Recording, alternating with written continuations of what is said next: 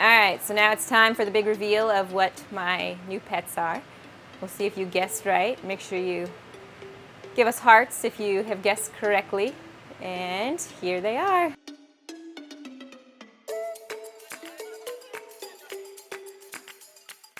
Hey guys, what's up? It's Stephanie from Tye-Dyed Iguana. Today I am going to set up an enclosure for some new pets that I just got.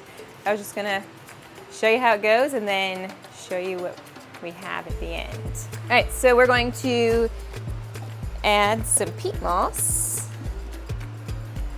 You guys should put your guesses in the comments or what you think my new pets are. So I'm adding some peat moss, so if that gives you any type of clue as to maybe what species it might be. But put your guesses below. Tell me what you think it is. I'm going to add a little more peat moss.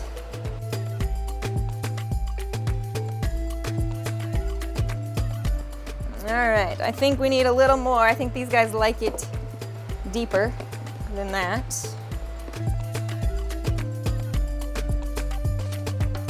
So this animal might like to burrow. Or maybe I'm just extra.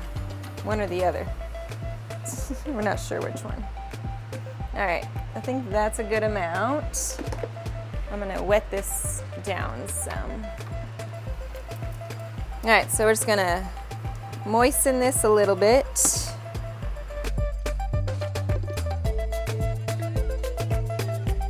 You don't have to wear gloves when setting up tanks, but this stuff just dries out my hands, so I like to wear gloves.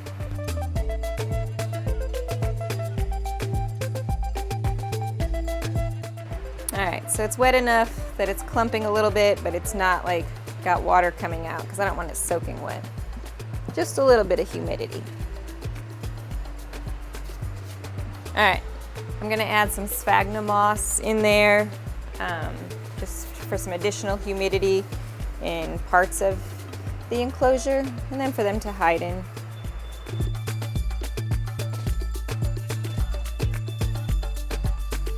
Make sure you're still guessing. I've got humidity and moss happening in here. Not a lot of humidity though. All right, I think they need something to climb on. I think they will enjoy climbing. But I don't want them to climb too high because I'm not quite sure if they're gonna be able to escape.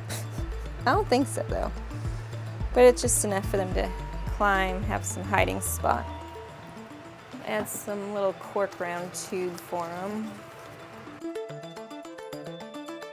We need some plants, a little color in here. So give them some plants in here.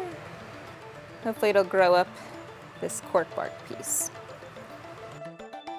All right, now we need to add a water bowl. I wanted a water bowl that's big enough for them to be able to get into if they wanted to. So something they can climb in. I like to make sure I bury my water bowls completely flush to the bottom so the animal can always get in and out easily. And that's all they need. It's a pretty basic setup. They don't need much of anything else inside their enclosure. So let me wash my hands. All right, so now it's time for the big reveal of what my new pets are. We'll see if you guessed right. Make sure you give us hearts if you have guessed correctly. And here they are. I have my giant African millipedes. I have 3 of them. All 3 of them are females. I am hoping to get a male, but right now I got 3 females. And I'll see if I can show you guys how to tell. Basically the 7th segment on their body.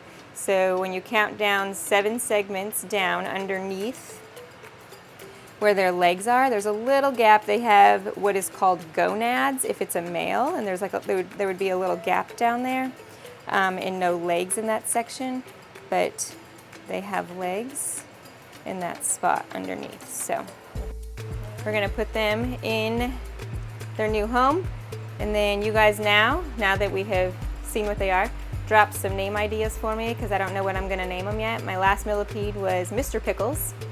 So give me some new names. I have 3 females.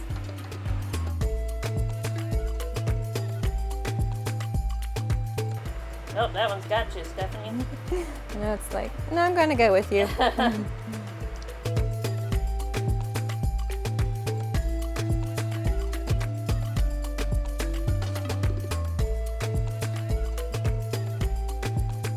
Oh, found the Yeah, water dish. let's spray some water in there. Let's give them some water and some food and a misting. Let's do that. All right, that's enough water. Let's just spray some of the bin down. I'm gonna really spray where I just put these plants in just to help with some roots and to get them to get a drink. So spray down your plants. And then some food. These guys only eat vegetation, so I'm gonna give them some turnip greens in here.